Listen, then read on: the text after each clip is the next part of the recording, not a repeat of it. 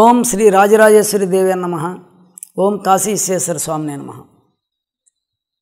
జగద్గురు సుభాష్ పత్రిజీ గురు దంపతులకు నమస్కారం. ఇప్పుడు మనం కృతయుగంలో శివపార్వతుల యొక్క పరిపాలన, అక్కడ రాక్షస సంహారం అంతా తెలుసుకున్నాము. అదే పరంపరలో రాక్షసులందరూ చనిపోయినాక ఈ యొక్క సాధన చేసే యోగులు అమరత్వం పొందాలని ఈ దేవతలు అమృతం అయితే శాశ్వతంగా మనం జీవించాలి, ఈ రాక్షసులతో యుద్ధం చేస్తే ఈ శుక్రాచార్యుడి కాడ మృత సంజీవిని విద్య ఉంది, ఈయన చనిపోయిన రాక్షసుల్ని బతికిస్తున్నాడు, మనం అలా చేయాలంటే, మనం రాక్షసుల్ని జయించాలంటే మనం అమరులం కావాలా, మనకి మరణం ఉండకూడదు అని దేవతలు ఏం చేశారంటే,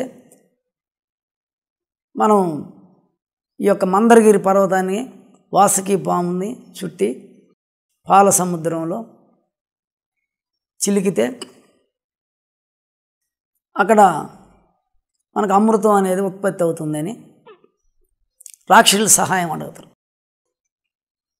ఈ రాక్షసులు సరే అని ఈ అమృతం ఇద్దరు తాగొచ్చని ఆ మందరగిరి పర్వతంకి వాసుకి పాముని తెచ్చి చుట్టి, వీళ్ళు ఒకవైపు తోకవైపు దేవతలు, తలవైపు రాక్షసులు దాన్ని పట్టి చిలకతారు.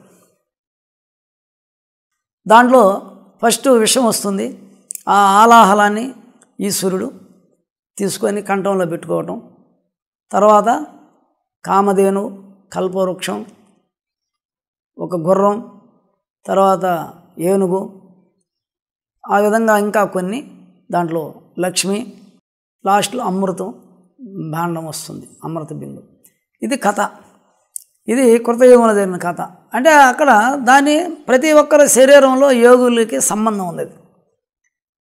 ఒక ఆత్మస్వరూపుడు తనలో ఉండే దుర్గుణాలను జయించిన తర్వాత అమృతం తాగాలి, మళ్ళీ ఈ రాక్షసుల్ని పుట్టకుండా మనం జయించాలి.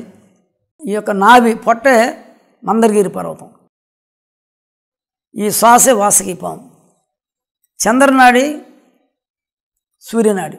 అంటే మొదట చంద్రనాడిలో గాలి పీల్చుకొని వదులుతాం కాబట్టి ఇది తల అయింది, మళ్ళీ సూర్యనాడిలో మనం వదులుతున్న తోక అయింది. ఈ విధంగా ప్రాణాయామం చేయటమే, గాలి లోపలికి పీల్చుకొని పొట్ట నిండా మళ్ళీ వదలటం, ఇది ముందుకి వెనక్కి కదులుతుంది. ఇదే అక్కడ పర్వతం కూడా ఇట్లా కవ్వం, మజ్జిగ కవ్వం చిలికినట్టు ఈ యొక్క పర్వతాన్ని చిలికారు. అదే ఇక్కడ సాధకుడు ఏం చేస్తున్నాడంటే, ఈ శ్వాసే పాము, దీన్ని ప్రాణాయామం ద్వారా ఈ అనులోమ వినులోమ చేస్తున్నాం, అక్కడ చిలకటం. అప్పుడు ఏమవుతుందంటే, ఈ చక్రాలలో సాధకుడికి డస్ట్ ఉంటుంది, అంటే వాతపిత్త శ్లేషాలు, ఇవన్నీ పైకి వచ్చేస్తాయి కంఠానికి. ఇది నాకు జరిగింది 86లో. నేను ఈ ప్రాణాయామం చేసినప్పుడు తుట్టు వచ్చేసింది, వామిటింగ్ సెన్సేషన్, అన్నం లేదు, ఇంకా ఏం లేదు, ఏమి తిందామన్నా కూడా వామిటింగ్ సెన్సేషన్, క్యాక్ అనేది అనిపించేది. అంటే ఏవిళ్ళు వస్తాయి.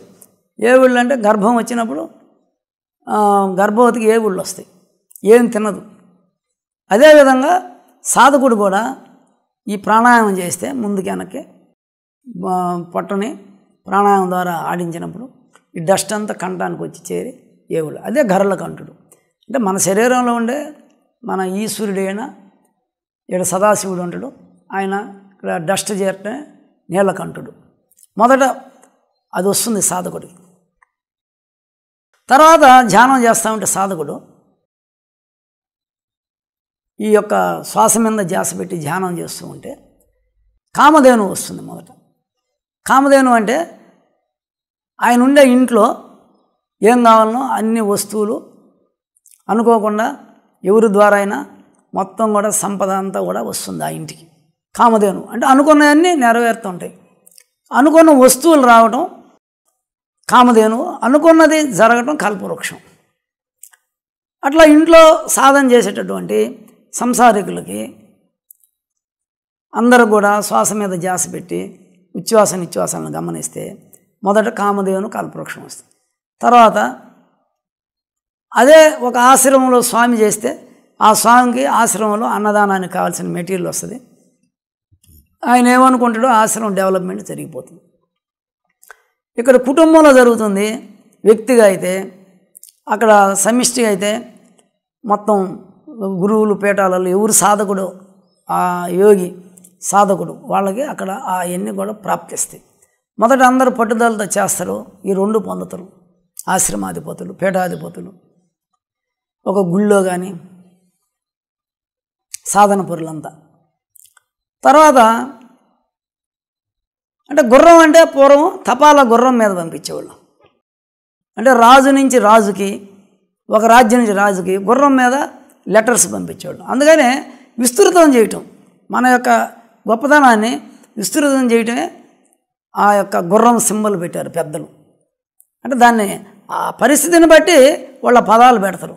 మళ్ళీ తర్వాత అట్లే చిలుకుతూ ఉంటే, అట్లే ఈ యొక్క ప్రాణాయామం చేస్తూ ఉంటే, ఈ శ్వాసను గమనిస్తూ ఉంటే ఏనుగు వస్తుంది.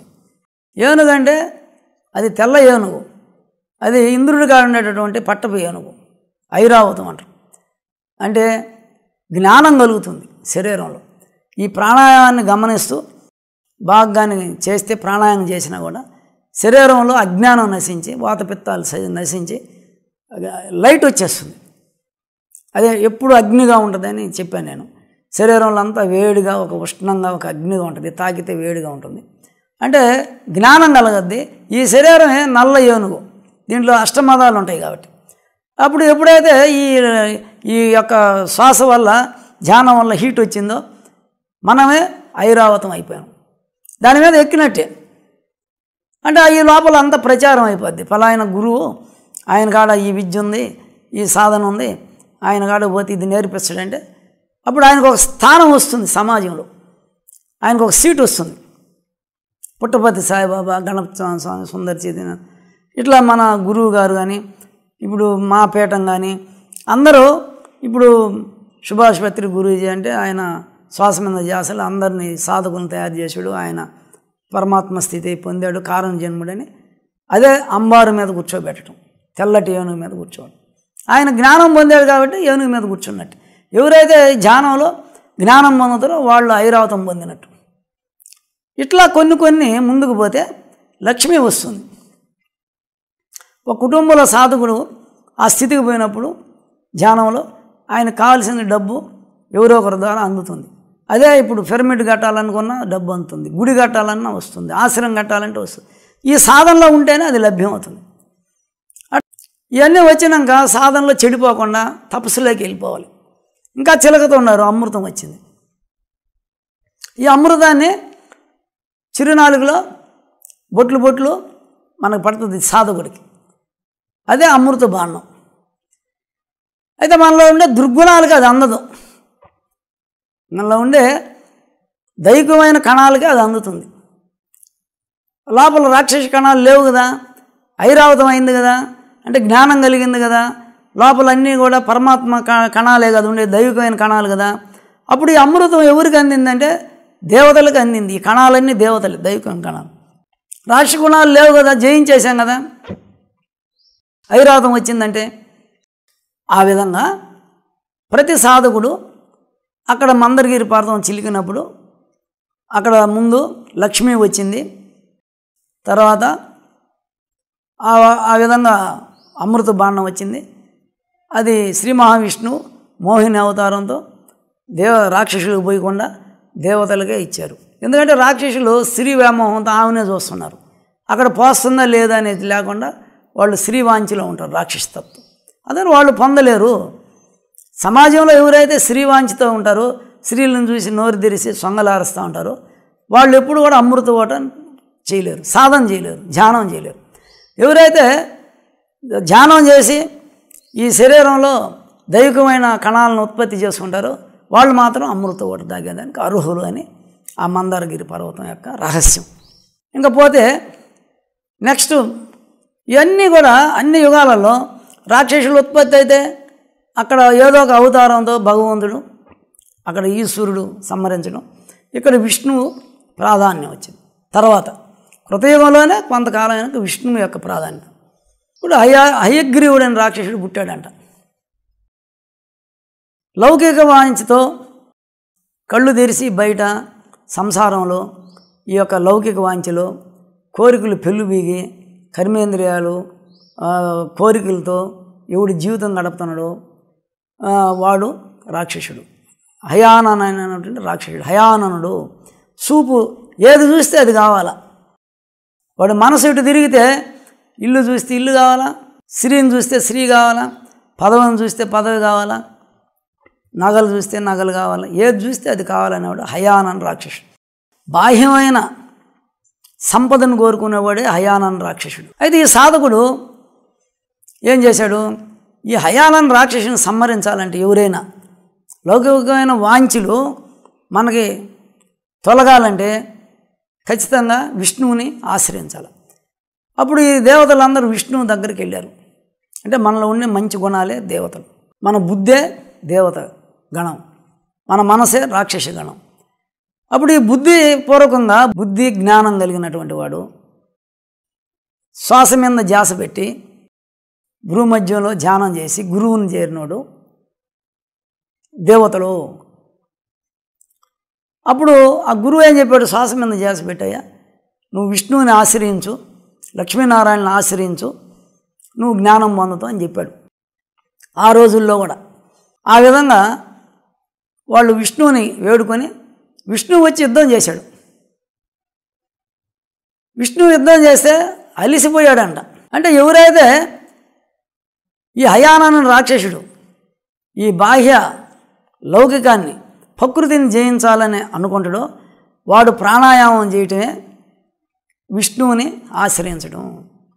ఈ ప్రాణాయామం కంఠానికి కింద మూలాధారం నుంచి కంఠానికి ఎవరైతే ఈ ఉచ్ఛ్వాస నిశ్వాసాలు చేస్తూ ఉన్నారో ఆ విష్ణువే, ఆ ప్రాణమే, ప్రాణాయామం విష్ణువు చేసి అలిసిపోతున్నాడు.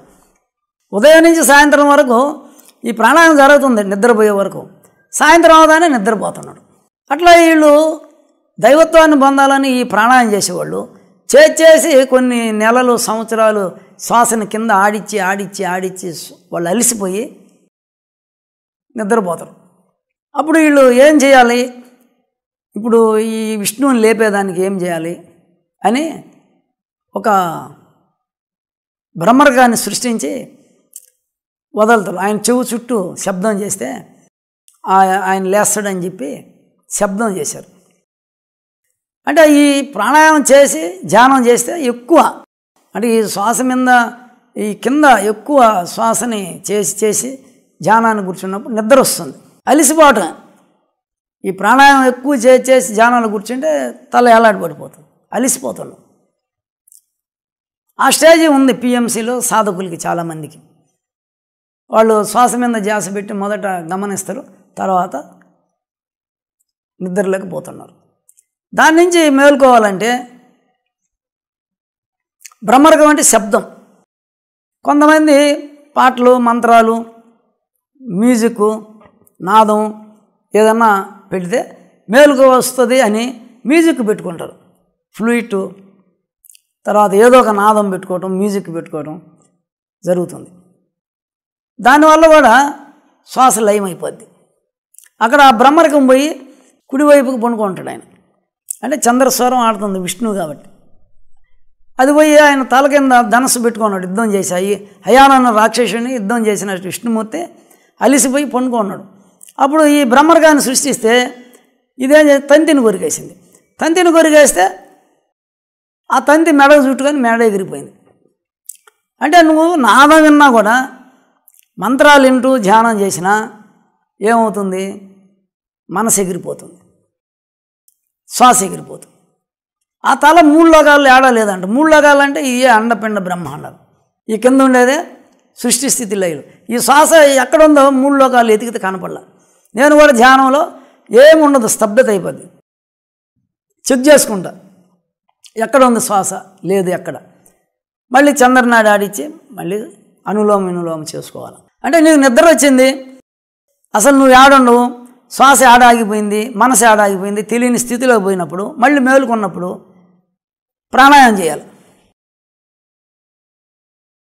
అది మూలాధారానికి చేయాలి. మూలాధారానికి అనులోమ వినులోమం చేస్తే అగ్ని పుడితే నిద్ర రాదు. అందుకని సాధకుడు ఏం చేస్తాడంటే మంత్రాలు విన్నా నాదం వింట ధ్యానం చేసినా తూలిపోతున్నారు. ఇది మన పిఎంసీలో ఎక్కువ గమనించవచ్చు ఆ స్థితిని. చాలామంది సాధనకు వస్తే పిరమిడ్లో వచ్చి కూర్చున్నప్పుడు రోజుసేపు అట్లా శ్వాసను గమనిస్తారు. ఆడ మ్యూజిక్ కూడా పెడతారు, నాదం ఏదో ఒకటి పెడతారు, అయినా కూడా వాళ్ళు వెళ్ళిపోతారు. అంటే ఆయన శ్వాస ఏడుందో మనసు ఏడుందో ఆయన తెలియదు మేలుకునేటప్పటికి. ఆ స్థితి అక్కడ విష్ణువు అంటే శ్వాసే, నిద్రలోకి వెళ్ళిపోయాడు. బ్రహ్మర్గాన్ని సృష్టించిన ప్రయోజనం లేదు. అంటే నాదం విన్నా కూడా లేదు, ఎగిరిపోయింది తల. అంటే మనసు ఎగిరిపోయిందని తల అంటే. విల్లు అంటే శ్వాస, విల్లును కొరికేసింది తంతిని. ఇప్పుడు నీకు మళ్ళీ మనం సాధన చేసినప్పుడు అప్పుడు శివుణ్ణి ప్రార్థిస్తారు వీళ్ళు. అయ్యా మా విష్ణుమూర్తి తల ఎగిరిపోయింది, మేమేం చేయాలని. అప్పుడు ఆయన ఏం చెప్తారంటే మీరు యజ్ఞం చేయండి, పరదేవత అమ్మని సాక్షాత్కరిస్తుంది, మీరు యజ్ఞం చేయండి అని చెప్తారు. బయట యజ్ఞం చేస్తే వీళ్ళు రక్తమాంసాలు వేశారు, ఒక దివ్యమైన తేజస్సు ఉద్భవించి అమ్మవారు తేజ రూపంలో జగజ్జనని అమ్మవారు ఉద్భవించింది, లలితా పరమేశ్వరి రాజరాజేశ్వరి. నాయన మీరు ఎక్కడైనా గుర్రం తల తెచ్చి పెడితే మీరు ఆ విష్ణువు బతికి ఆ అయానన్ రాక్షసుని జయిస్తాడు అని చెప్తుంది. అంటే సాధకుడు ఇట్లా తూలిపోయి నిద్రావస్థలో ఉన్నప్పుడు అప్పుడు ఆ ఆత్మ మనకి సలహా ఇస్తుంది. అంటే నువ్వు చంద్రనాడి సూర్యనాడితో మూలాధారానికి శ్వాస లాగి అదే అనులోమ వినులోమ అంటే ఇక్కడ లాక్కొని ఇట్లా వదలటం, ఇట్లా లాక్కొని ఇట్లా కిందకి పైకి మూలాధారంలో చేస్తే అగ్ని పుడుతుంది. ఈ అగ్నిలో నుంచే సుషుమ్నాడి యాక్టివేషన్ ఇక్కడికి జ్యోతి దర్శనం అవుతుంది. అప్పుడు నీకు జ్ఞానం కలుగుతుంది. నేను ఏం చేస్తే నాకు నిద్ర రాదు, అంటే నేను ఏం చేస్తే ఈ లౌకిక వాసనల నుంచి విడిపోతాను, ఈ సంసారం అనే ముసలి నన్ను వదిలిపెడుతుంది, ఈ సంసార బంధం నుంచి నేను విముక్తి పొందుతాను ఏం చేస్తాను జ్ఞానం. అప్పుడు ఈ జ్యోతి దర్శనం అయితే అవన్నీ వదిలిపెట్టేస్తాయి నేను. ఇక్కడ ఈ యొక్క ప్రాణాయామమే అక్కడ దేవతలు చేసిన యజ్ఞం. దాంట్లో మాంసం కూడా కోసేశారంటే యజ్ఞం ఉన్నవాళ్ళు. అంటే ఇప్పుడు నేను ప్రాణాయామం చేస్తున్నా, నేను అగ్నిదత్తుడిని అయిపోయినా. అంటే ఎప్పుడు అగ్ని ఉంటుంది, 2 నాళ్ళు ఆడిస్తుంది. అప్పుడు అగ్నితత్వం వల్ల కరిగిపోతుంది శరీరంలో మాంసం అంతా కూడా పోతూ ఉంటుంది. మనకు మలమూత్రాల ద్వారా ఆ కొవ్వంతా కరిగి మలమూత్రాల ద్వారా పోతుంది. అప్పుడు శుష్కించిపోతాం. ఎంత తిన్నా శరీరం ఉండదు. ఈ ప్రాణాయామం బాగా చేస్తే సన్నగా అయిపోతాం. అదే ఈ మాంసాన్ని కోసి ఆ యజ్ఞం, ఇది యజ్ఞమే మూలాధారంలో చేసేది. అగ్ని పుడుతుంది, ఈ మాంసం దాంట్లో వేస్తున్నాం, కరిగిపోతుంది. అప్పుడు ఈడ దివ్యపుణ్యం వచ్చి యజ్ఞం ఉన్నవాళ్ళంటే సుషుమ్నా నుంచి దర్శనం అవుతుంది. ఇది అప్పుడు ఆ దేవత చెబుతుంది, హయగ్రీవుడు అనే గుర్రాన్ని అదే ఒక గుర్రం తల పెట్టండి, అప్పుడు అయానన్ రాక్షసుని జయిస్తాడు ఈ విష్ణుమూర్తి బతికి అని. అంటే ఇప్పుడు మనం గురువు గారు ఇప్పుడు ఎవరైనా మనకి సోహం భావం అనేదే గుర్రం తల. ఈ గుర్రానికి 2 కళ్ళకి గంతలు కట్టి ఉంటాయి. ఇది ఎటువంటి అటు లాగదు.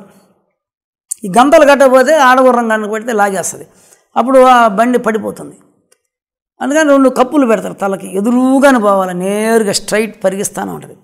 అంటే సోహం భావం అని ఆ రోజుల్లో చెప్తే, ఈరోజు సుభాష్ పత్రి గురువు గారు శ్వాస మీద ధ్యాస అని చెప్పారు. ఈ శ్వాస మీద ధ్యాస ఎప్పుడైతే పెట్టావో అదే గుర్రం తల. ఇంకా దాన్నే నువ్వు చూస్తుంటే శ్వాసని గమనించుకుంటా ఉంటే ఉచ్ఛ్వాస నిశ్వాసాలని, అప్పుడు ఆ గుర్రం తల నీకు పెట్టినట్టు ఆ ఉపదేశమే శ్వాస మీద ధ్యాసే గుర్రం తల. అది ఎప్పుడైతే పెడితే స్ట్రైట్ పోవటం. ఇంకా అప్పుడు ఇది ఎప్పుడో పెట్టి ధ్యానం చేస్తుండో నీకు సంసారం నుంచి విముక్తి కలిగి అంతర్ముఖుడు అవటం. అంటే అయానన్ రాక్షసుడే సంసారం, అది విముక్తి కలిగి ఇది ఎవడైతే చేస్తున్నాడో శ్వాస మీద ధ్యాస జ్ఞానం కలిగి వాడు మహర్షి అయిపోతాడు. అంటే ఎవరైతే ఈ గుర్రం తల పెట్టిండు కాబట్టి హయగ్రీవ మహర్షి అయిపోయాడు. ఆ విష్ణువే హయగ్రీవుడు అయ్యాడు. ఎవరైతే శ్వాసను గమనిస్తే వాడు విష్ణువు, ఎవడైతే తలలోనే ముఖంలోనే ఈ ప్రాణాయామం చేస్తే శ్వాస మీద ధ్యాస హయగ్రీవ మహర్షి. ఆ స్థితి మనకు వచ్చేస్తుంది. ఎవరైతే చేస్తారో వాళ్ళందరూ హయగ్రీవ మహర్షులే. ఆ స్థితి అందరం పొందుతాం.